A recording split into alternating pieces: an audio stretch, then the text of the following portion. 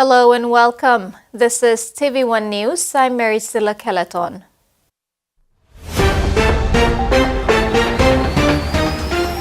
In this edition, a call to landowners to manage land well.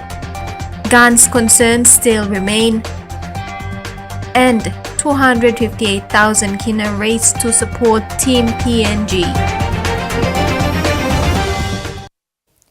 Deputy Prime Minister and Minister for Lands and Physical Planning and Urbanization John Rosso yesterday made a call to all landowners of the country, especially Central Province, to work hand in hand with the Board of Central Provincial Physical Planning to allocate, plan and manage land well for the betterment of the province.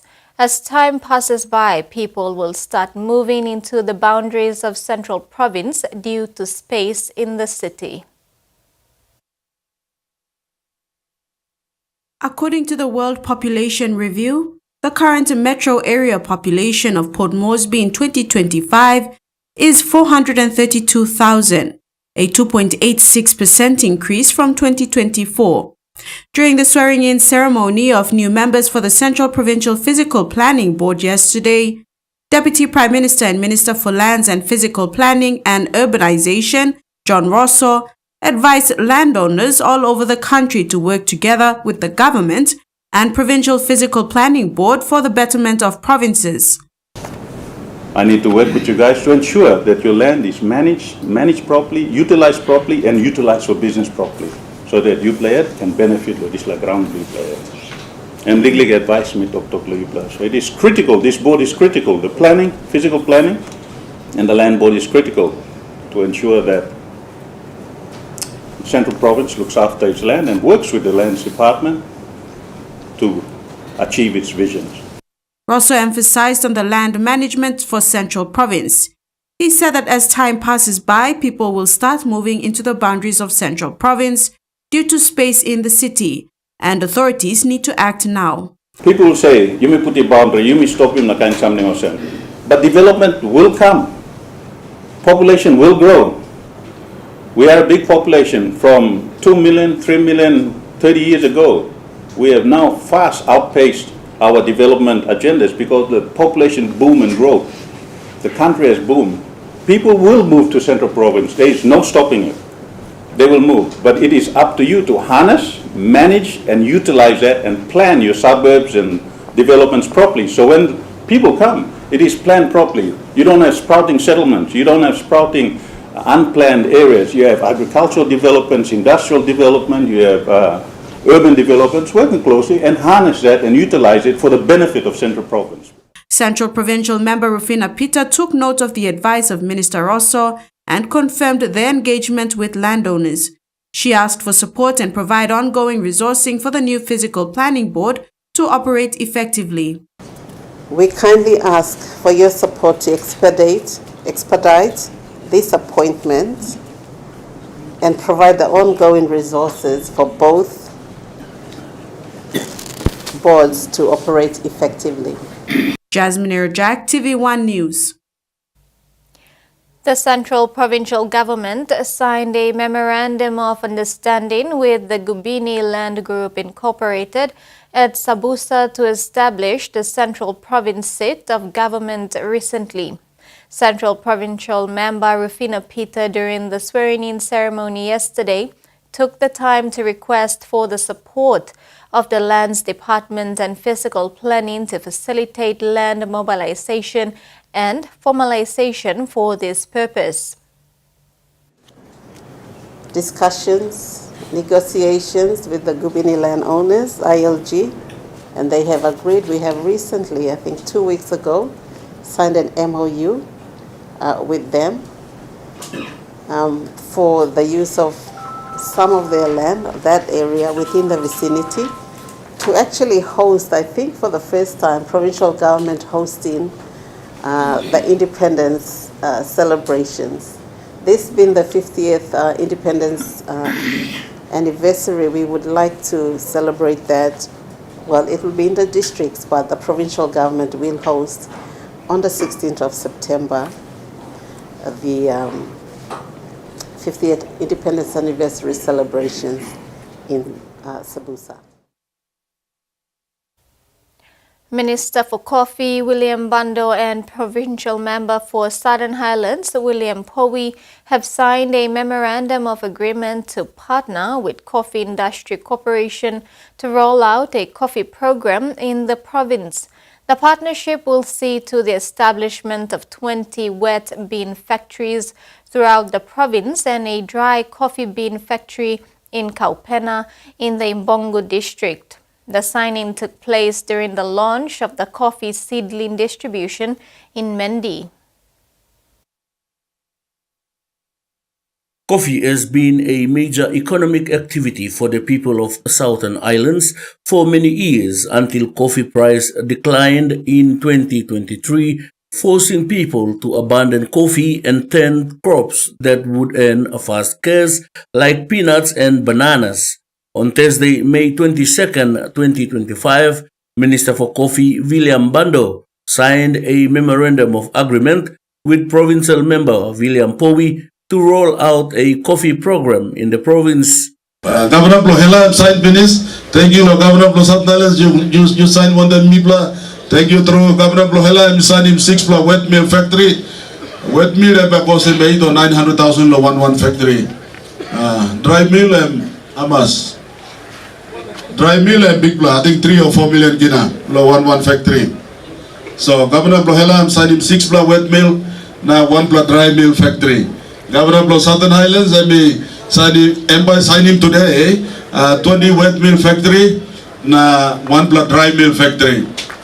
So, any big decision, me millers no talk, you may open mouth na total public, then something must come up.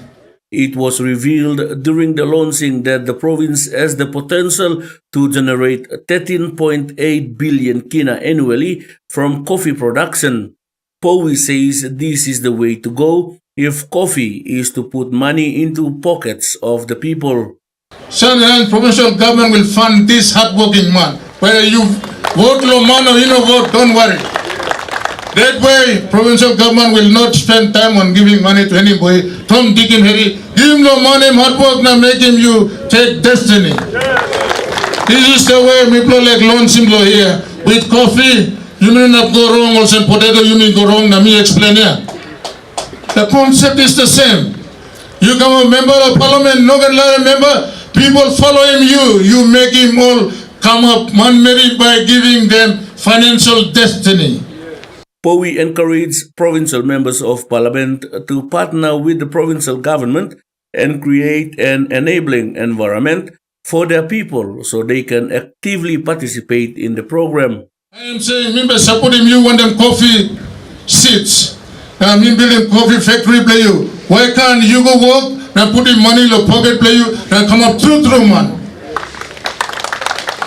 That's the concept that people working long. I think me come back behind all time all get members now all not talk and then by me telling you how this will work and me go to one district launch him this place so that me can lose him. This opportunity lo put him money lo pocket long and become a true man and me can lose in politics. Freddie Mo, TV1 News. Member for Nipa Kutubu and Minister for Defense, Dr. Billy Joseph, has made a strong call to the public service in the province to put in the extra effort to supporting the coffee program. All public servants, money go pass long agriculture, no province, no district. You must full-time committed to this work. Tell me full-time commit. This program was successful. Tell me work in private business do you now stable must be 75% or 80% of the time. Tell me work in politics. Now work in can't get something wrong. Who said the running this program? In the governor become running program. In a member become running program and work from you about public servants. Do your bloody job. Suppose you're not making this work. Now you got conflict of interest. So long old man Mary. Now you respecting governor na mibla. Now you must resign the work. You know, lot of that man making this work. Simple as this. Stay with us. TV1 continues when we return.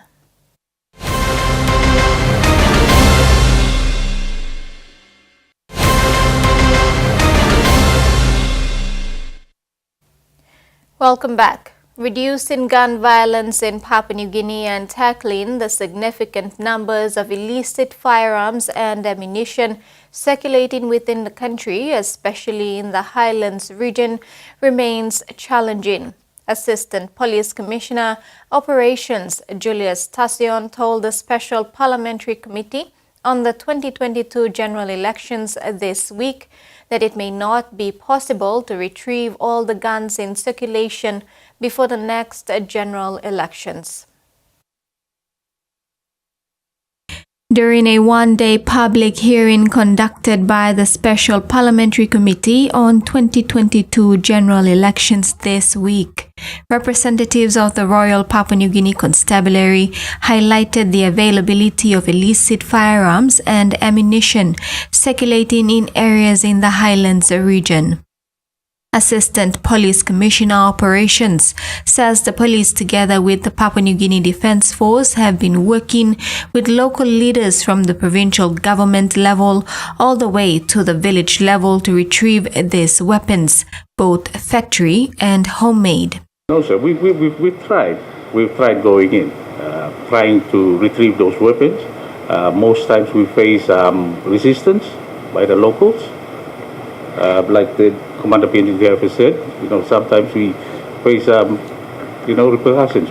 Villagers are shooting back at us. Despite these efforts, Tassion revealed not all guns will be retrieved. It may not be possible to retrieve all. Chief Superintendent Kyle Saltmarsh says societal elites funnel and fund these illicit weapons and ammunition, and that's currently where police investigators are focusing. The illicit funding of weapons and tribal violence, which is leading to scores of deaths over the last years, is something that the Constabulary takes very seriously, and cutting off this crime type at the knees by stopping the funding is our current focus. At the same time, that's supported by our provincial efforts and efforts of SSD under Assistant Commissioner Tassion to remove weapons. But as the Assistant Commissioner has said, it's a very challenging operating environment. Saltmarsh recommended the need for a transparency mechanism on funds associated with political campaigns and more effective community leadership in compelling positive behavioral change. What we see is a lack of grassroots community leadership in compelling positive behavioural change. That's a pretty difficult recommendation, if you ask me. I mean, we accept. Health workers from the PNG Correctional Services have undergone training to better recognize and respond to mental health needs in correctional facilities. Funded by the Australian government under the bilateral security agreement, the 5-day workshop brought together correctional health professionals from across the country to strengthen mental health care from intake through to rehabilitation. The workshop was formally opened by Acting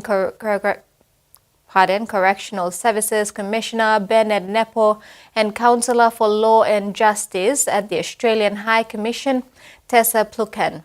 The program, developed in collaboration with PNG Correctional Services, covers topics including trauma-informed care, psychiatric assessment, counseling techniques, and substance use disorders. It also supports staff well-being, recognizing the high-pressure environments in which they work. Turning abroad, the Australian dollar gold price has hit record highs this year, soaring above $5,000 an ounce for the first time. The record price is breathing new life into old mines that have sat idle for decades. This is Bullabulling, about an hour's drive from Australia's gold mining capital of Kalgoorlie-Boulder. The mine closed here in 1998 when the gold price was about $500 an ounce. The last time this pit was mined, the gold price was 10 times lower than what it is today. Bullabulling was sold in January, and it's hoped the mine could reopen in 2028. We've paid $166 million and we hope to be in production in 3 years' time. Given the gold price has risen to almost $700 an ounce since the deal, we don't have buyer's remorse. 4 drill rigs are now turning to find some more pay dirt. with 80,000 metres planned this year. You know, there is upside here, no doubt. That's one of the reasons why we bought it. And I'm sure the economics here, once we go through all the studies, are going to look very good. It's a familiar story across WA's goldfields, with old mines being dusted off like old newspapers. In this region, the gold price has always made front page news. And it's gone up steadily from the doldrums of the 1970s. There's a great optimism within the city of Kalgoorlie-Boulder, seeing where the gold price is sitting at the moment. The profitability that it makes for producers, in particular for those of low grade, becomes more economical. We're in the best place in the world here. We're in the goldfields, Kalgoorlie. You know, we've got the gold here, so we've got to make it work. We think it's at the beginning of the gold price cycle rather than peaking. There's lots of global events occurring, and it's all a tailwind for the gold price. A good time to be a gold miner. The latest findings from an ongoing study into the impacts of industrial air emissions on ancient rock carvings on the Burrup Peninsula suggest rocks closer to industry have suffered greater degradation. The Murujuga Rock Art Monitoring Program's interim assessment comes as the federal government prepares to announce its decision on whether Woodside's gas developments can continue on the peninsula. This is a sacred ancient place, and we welcome you all here to share and to understand and see it from our perspective. This is Murujuga, home to one of the world's most significant collections of ancient petroglyphs, thought to be 65,000 years old. For years, scientists have been trying to determine whether the collection is at risk from industrial emissions from the Burrup Peninsula. One theory, that emissions could have been creating acid rain, appears to have been debunked, with the Murujuga Rock Art Monitoring Program finding no evidence of that in its interim report. What they did find is evidence suggesting rocks closer to industrial developments are more degraded. The real headline to this report is the fact that it proves that there has been damage done to those ancient rocks at Murujuga and that it is close to the industry at Dampier, where Woodside has its northwest shelf. It is important to remember that this is year 2 of a 5-year research program. So these are the initial results, and over the next 2 to 3 years, there will be lots more investigation done and lots more data collected to, build the case. The report comes amid Federal Environment Minister Murray Watt's looming decision about whether oil and gas giant Woodside can continue operating its Northwest Shelf project until 2070. Traditional owner Raylene Cooper has launched a last-minute legal bid, demanding the minister resolve a 2022 application to protect the rock art at Murujuga. I'm urging Environmental Minister Murray Watts to come and visit Murujuga and see what the destruction is and what our concerns are. In its response to the report, the state government says it has confidence that there is an acceptably low risk of impact on the rock art from current industrial emissions and will continue routine monitoring and assessment of ambient air quality. You're watching TV1 News. We'll have sports after the break. Stay with us.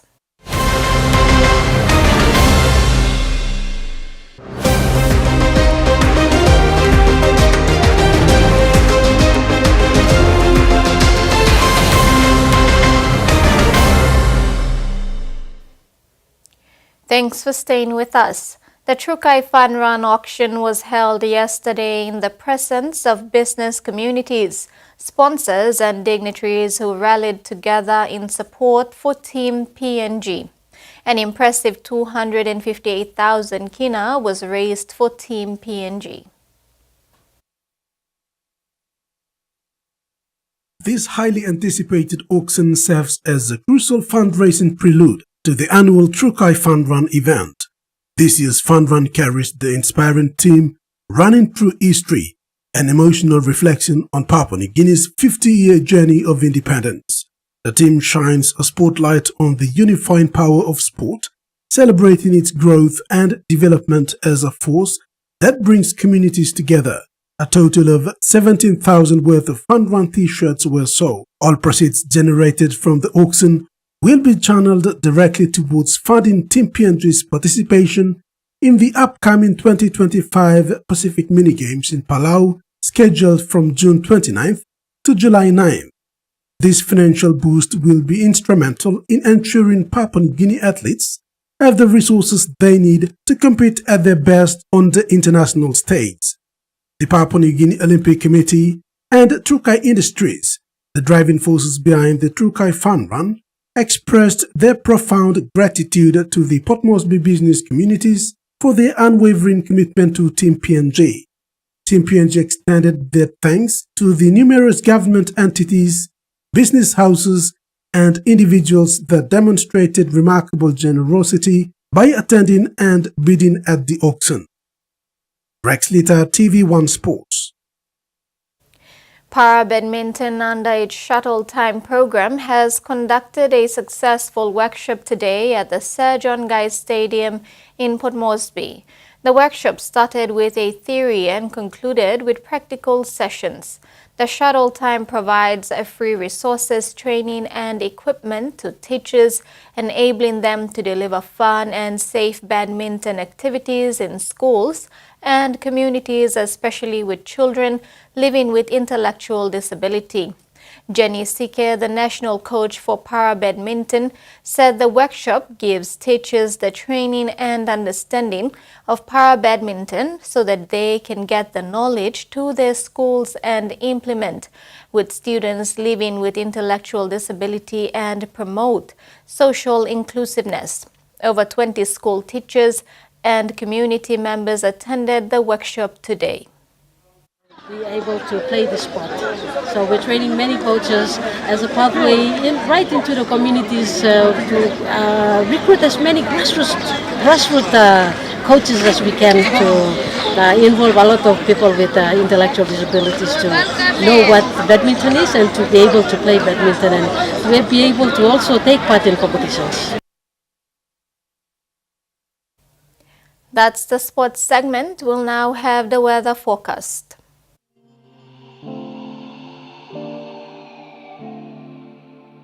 Southern Port Moresby, cloudy periods with some possible rain showers and thunderstorms. Momase, Lae, cloudy periods with some evening showers. Vanimo, cloudy periods with few rain showers and possible thunderstorm. New Guinea Islands, Lorengau, cloudy periods with few showers and possible thunderstorm. Kimbe, cloudy periods with some rain showers. And Highlands, Mendi, Tari and Wabeg, cloudy periods with heavy showers at times and possible thunderstorms.